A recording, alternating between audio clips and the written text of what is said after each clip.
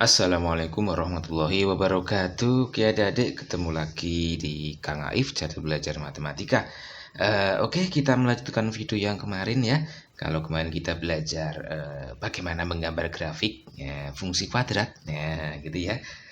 Hari ini kita akan bahas tentang unsur-unsur fungsi kuadrat, ya, gitu ya.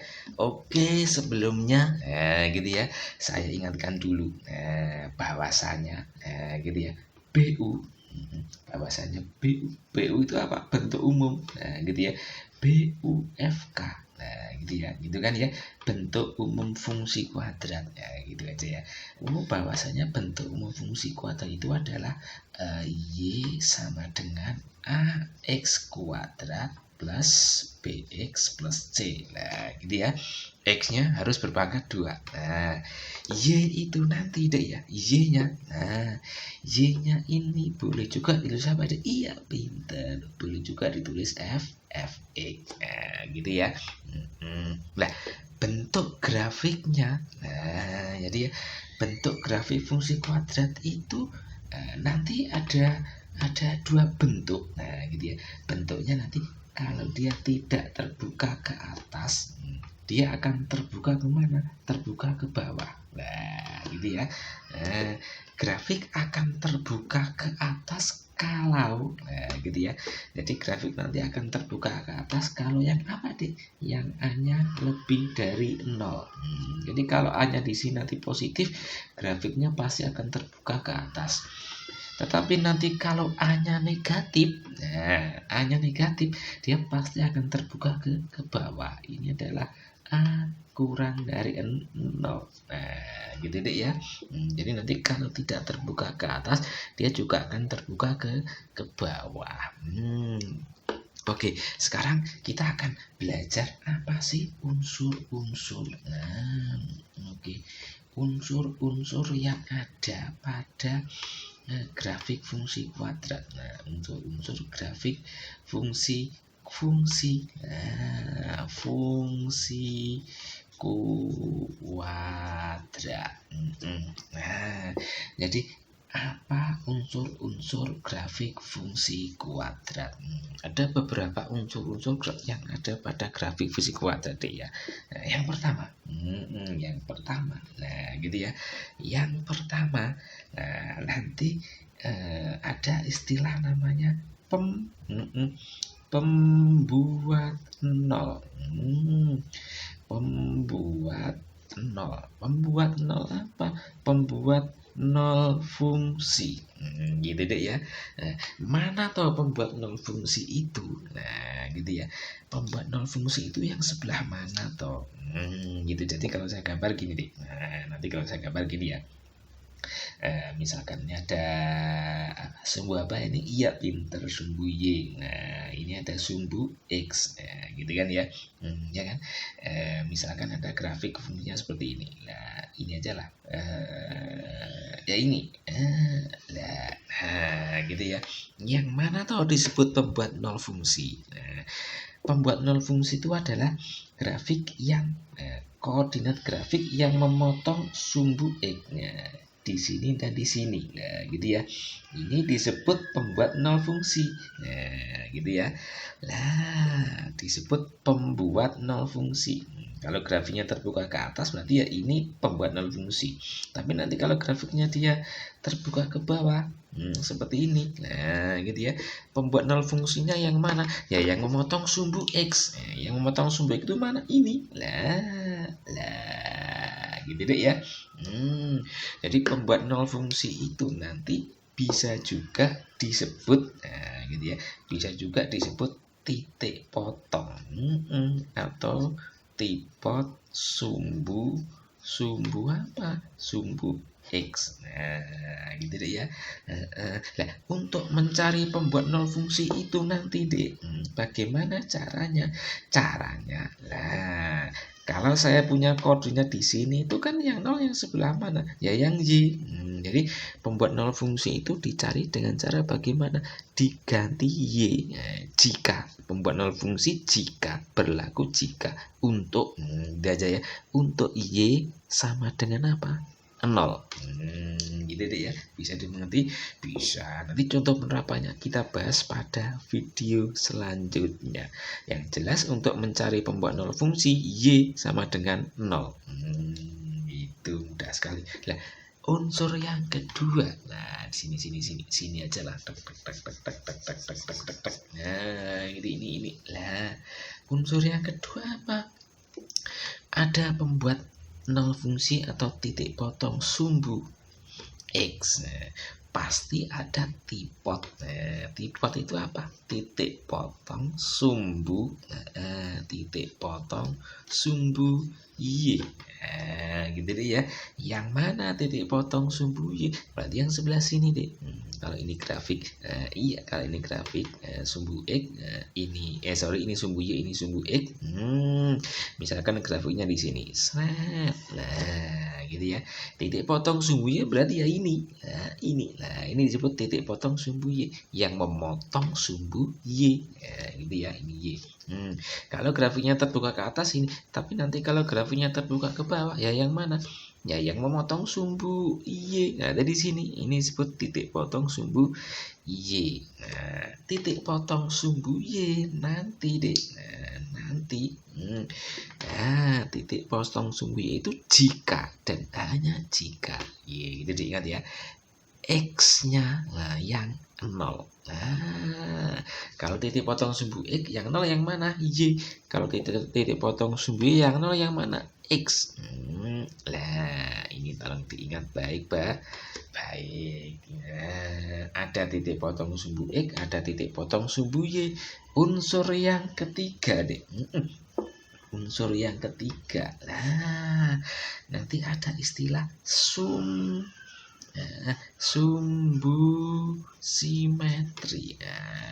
Apa atau sumbu simetri itu? Gini.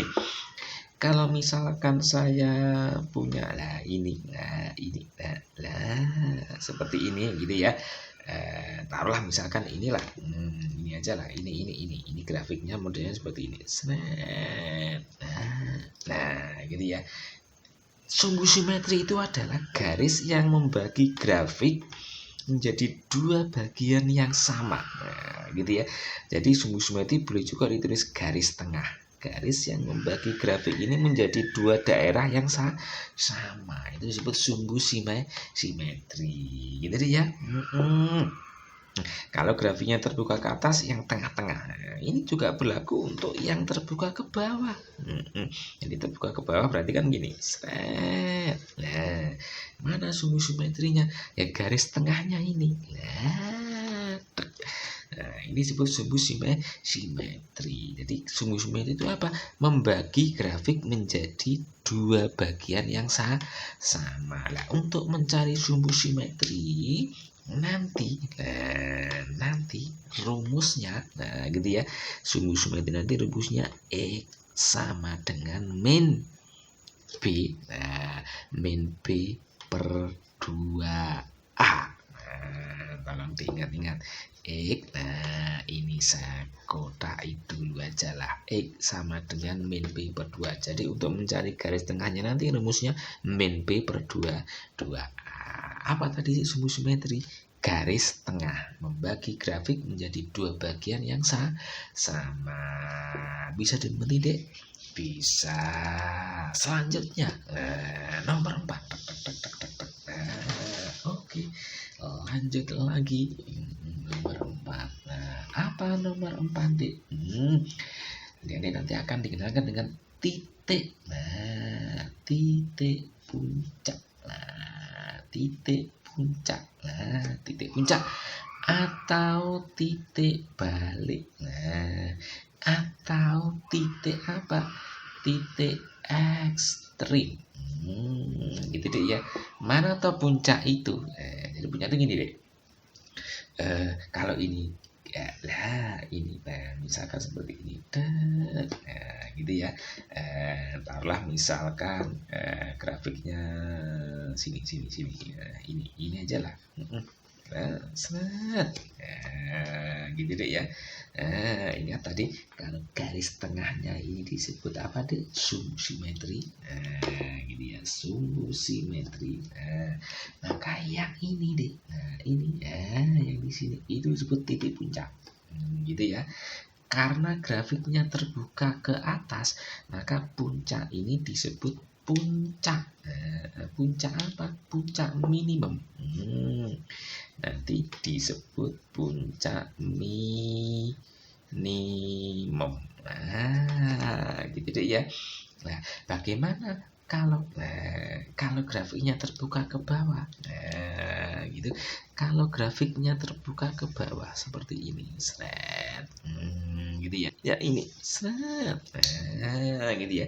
Yang ini disebut sumbu simetri tengah-tengahnya.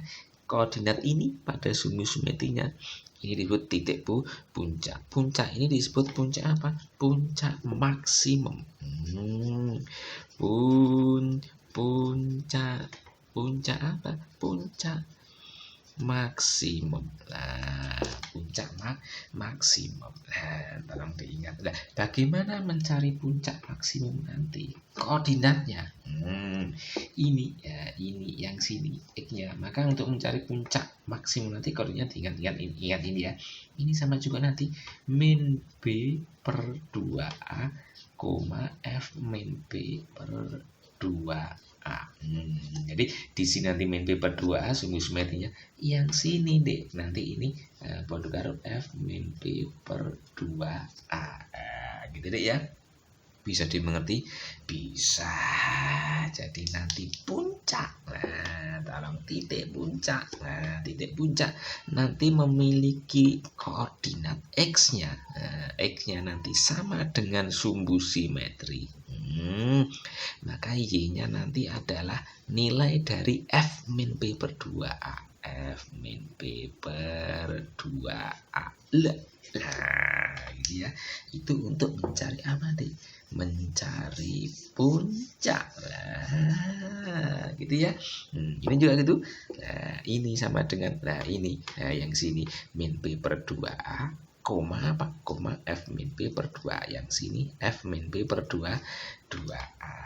Lah, yang terakhir nomor 5. Nomor 5. Kamu nanti adik-adik nanti akan dikenalkan dengan nilai optimum. Optimum. Nah, tolong diingat, apa itu nilai optimum deh? Nah, gitu ya. Nilai optimum itu terletak pada puncak. Puncak yang sebelah mana? Sebelah Y. Nah, gitu ya. Jadi pada titik puncak min P per 2-nya itu miliknya sumbu simetri. Ini nanti disebut nilai optimum. Nah, gitu deh ya. Bisa dimengerti, bisa jadi nilai optimum yang mana? Ya yang ini. Ya. Maka untuk mencari nilai optimum nanti rumusnya F min P per 2. Gitu deh ya. Bisa dimengerti?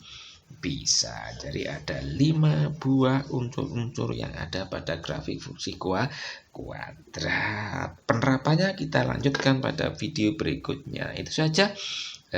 Semoga ada manfaatnya. Assalamualaikum warahmatullahi wabarakatuh.